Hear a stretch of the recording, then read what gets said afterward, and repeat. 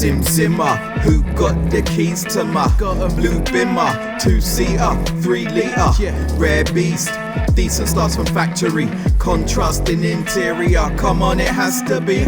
Old whip, but all the mod cons. Straight 6 power plant, you can't go wrong. However, there's a catch to this coupe. It's murked at the side, but you know how we do. Oh gosh. Oh gosh.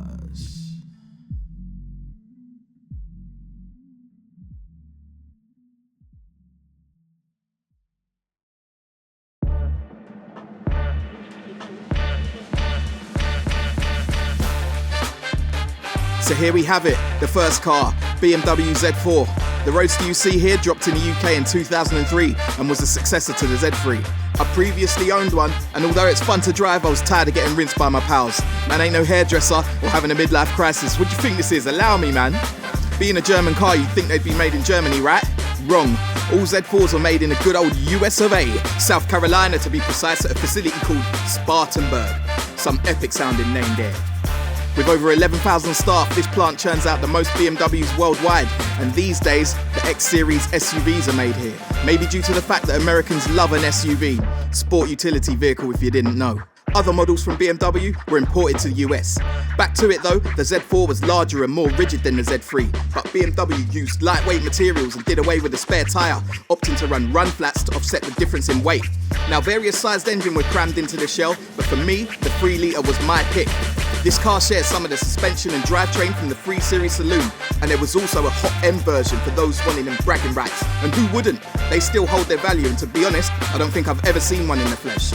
So the coupe version, codenamed E86, became available in 2006, and BMW weren't messing around. Other than the M, you got the massive choice of one engine, the 3-litre. This put out a respectable 261 horsepower, lovely linear power, which I felt came alive around the 6k mark, so it likes to be revved to get the most out of it.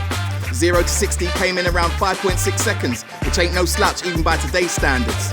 Because the coupe is a fixed hardtop, the shell is more rigid than the Roadster, giving it the edge in terms of handling. And speaking on the roof, it has a double bubble shape, which personally I think looks sick. Here's what I think is mad. Toyota released the new Supra a few years back, and it happens to share its chassis and engine from the new Z4. But styling wise, I think they've lifted a few styling cues from the old coupe. Check this out, the double bubble roof, the rear duckbill spoiler shape, the rear quarter window shape, and even the side skirt design. But I'm not even salty about it, as I think the Supra looks pretty damn sweet. As they say, imitation is the greatest form of flattery, right? Anyway, onto what we have here.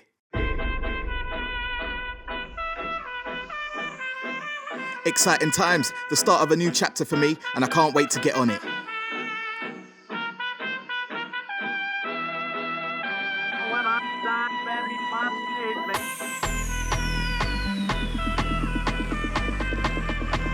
We've almost landed, just an offload and we're good.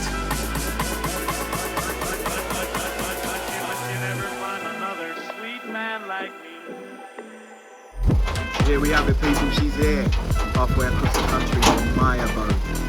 Yeah, some grand tour business. You can see that back, all jacked up.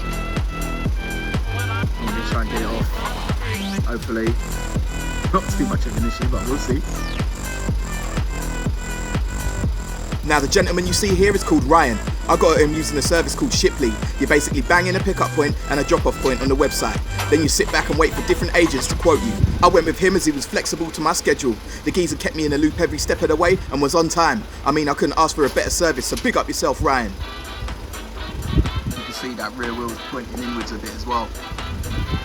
Yeah, I'm not too sure what's going to be up under here, but let's have a look. Lovely bit of content for you guys, something new, something different.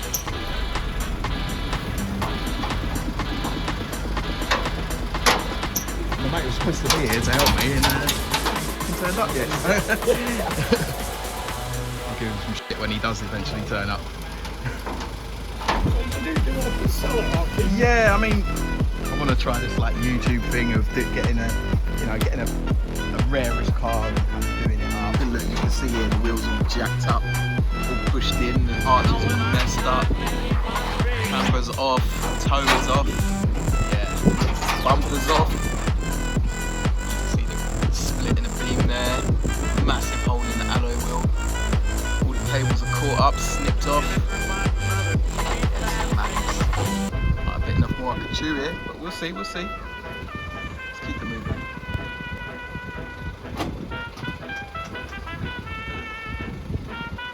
So what, do they just forklift it on when you get there? Yeah, easy, isn't it?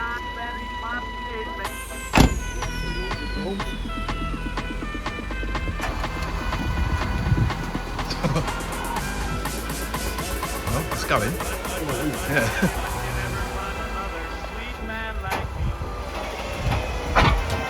It's a bit funny. I think it's because it's broken there at the wishbone in it, yeah.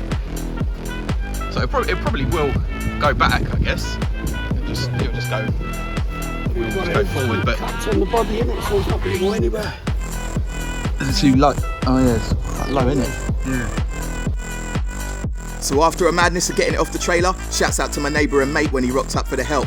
We had to gain entry. Right, so check it out. The car's completely flat, so we're going to have to give it a little boost, just so we can get the boot open. Here we go.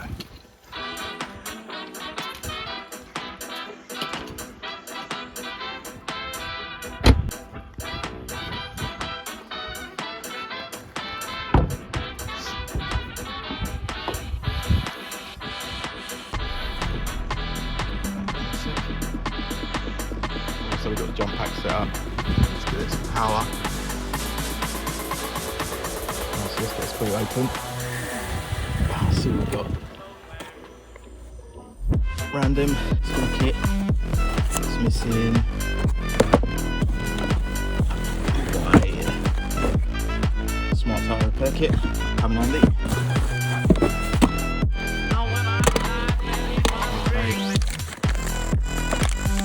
Board clips. Random olives. Anyone wants them, give us a shout. Right, let's get this emptied out. So shout out to the Olive Massive. A bit of a strange selection to have in an emergency, but who knows, maybe the last owner had a soft spot for the Mediterranean treat. I guess you could press out the oil and top up the engine if you was in a pickle. Hey yo, don't do that though, because you're going to mash up your ting.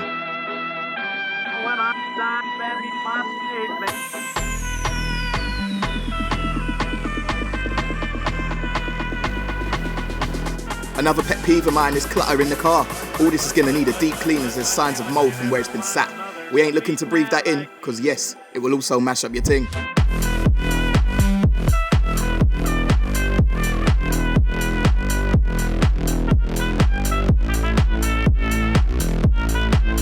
Now inside is more of the same. We can't be having this flying around in the interior. It's a sporty car and we can't be risking getting any knickknacks stuck under the pedal, because yep, you guessed it, you'll end up mashing up the ting.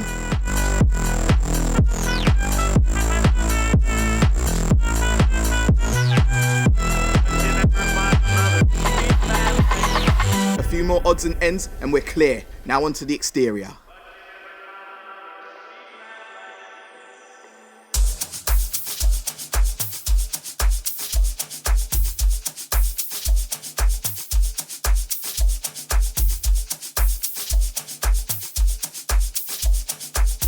Now this isn't a full extensive clean, so detailers don't at me.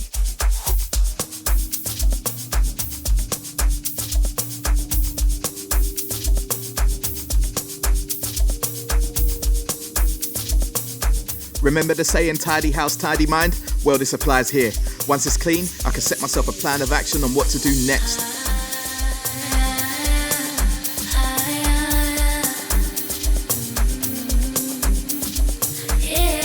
We need to remove the grime that's caked on so we can have a nice working space.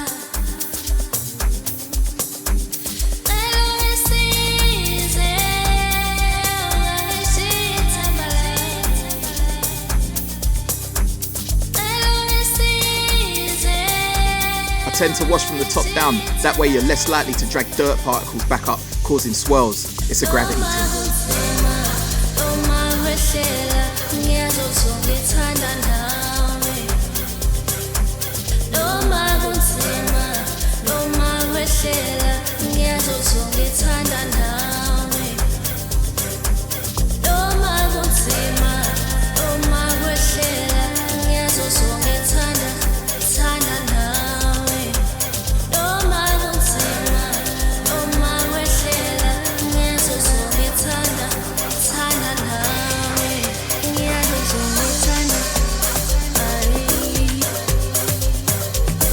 Once the vehicle is complete, we will go over it again with a clay bar, jet wash and machine polish, one step at a time.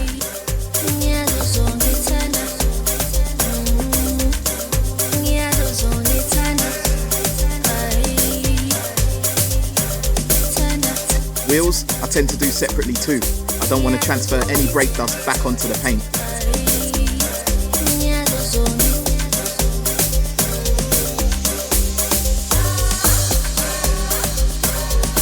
This process gave me a chance to get more familiar with the car and to spot any areas requiring attention.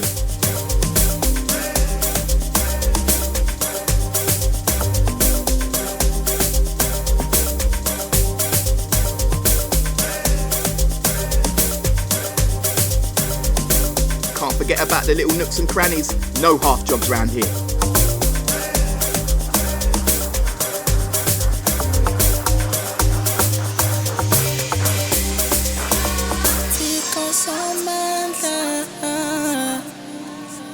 Taking the time here will prove to the next owner that you're serious about your car, so don't neglect it.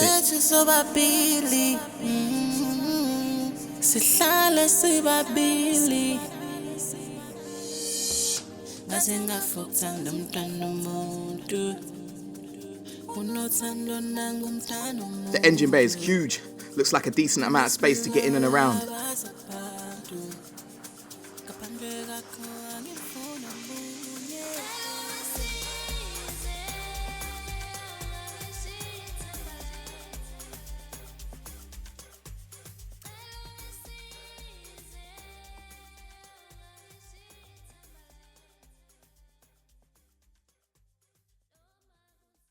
So what we saying?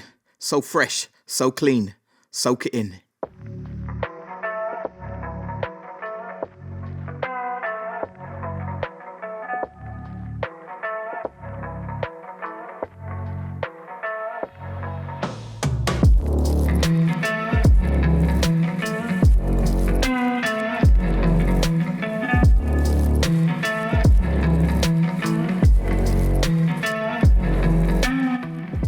So now the car's had its first clean, we can see what we're up against. Z4 Roadster owners, don't be mad about my hairdresser in midlife crisis comments. I was just playing.